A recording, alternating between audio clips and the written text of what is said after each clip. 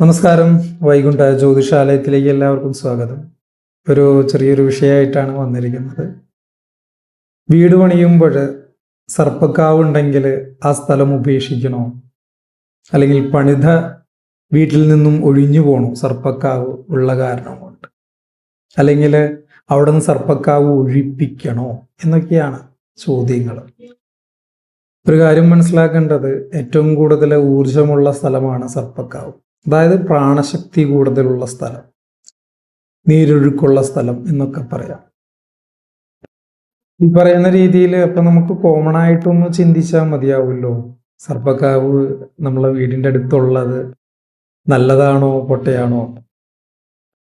ഇപ്പൊ കുറേയൊക്കെ മാറിയിട്ടോ. കാരണം ചില ആൾക്കാരൊക്കെ സർപ്പക്കാവുള്ള ഭൂമി ചിന്തിച്ചിട്ട് അവിടെ വീട് പണിയുന്നതാണ്.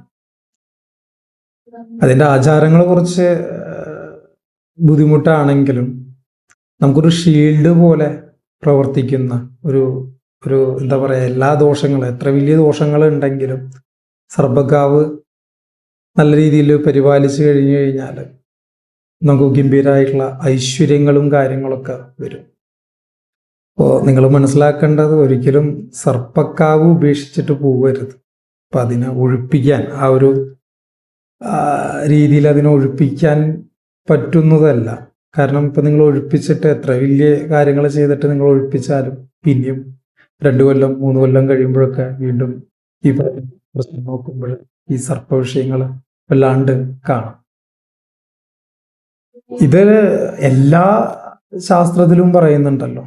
ആയുർവേദത്തിൽ സർപ്പത്തിനെ കുറിച്ച് പറയുന്നുണ്ട്, സർപ്പക്കാവുകളെ കുറിച്ചിട്ട്. അതായത് ഔഷധ ചെടികളുടെ കലവറയാന്നൊക്കെയാണല്ലോ പറയുന്നത്. യോഗാശാസ്ത്രത്തിൽ പറയുന്നുണ്ടല്ലോ, കുണ്ടലിനെ കുറിച്ച് പറയുന്നുണ്ട്. അതും ഈ പറയുന്ന സർപ്പവുമായിട്ട് ബന്ധപ്പെട്ടിട്ടല്ലേ. ഈ പറയുന്ന രീതിയിൽ സർപ്പക്കാവ് ദൈവം ചെയ്ത് ഉപേക്ഷിച്ചു പോകരുത്.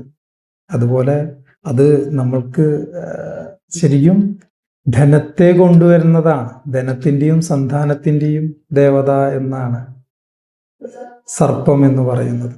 അതായത് ധനം ഉണ്ടായിട്ട് സന്താനം ഇല്ലെങ്കിൽ ബുദ്ധിമുട്ടാണ്, സന്താനം ഉണ്ടായിട്ട് ധനം ഇല്ലെങ്കിലും വളരെയധികം ബുദ്ധിമുട്ടാണ്. എല്ലാത്തിലും പറയുന്നുണ്ടല്ലോ. ഇപ്പൊ ജ്യോതിഷത്തിൽ പ്രധാന ദോഷമായിട്ട് സർപ്പദോഷത്തെക്കുറിച്ച് പറയുന്നുണ്ടല്ലോ. ഏറ്റവും വലിയ മോശപ്പെട്ട ദോഷമാണ്.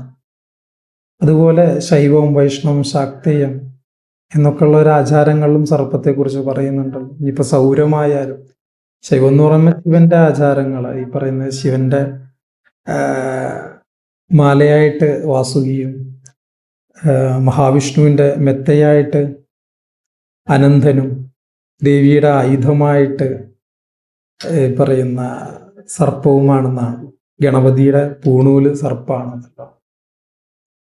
സൂര്യന്റെ 7 കുതിരകളെയും കെട്ടിയിട്ടേക്കുന്നത് ഈ പറയുന്ന സർപ്പത്തെ കൊണ്ടാണെന്നൊക്കെ പറയുന്നു. അപ്പോൾ വളരെയധികം പ്രാധാന്യമുണ്ട്. ദയവ് ചെയ്ത് ഇത് ഒഴിവാക്കി ഓടിക്കും പോകരുത്.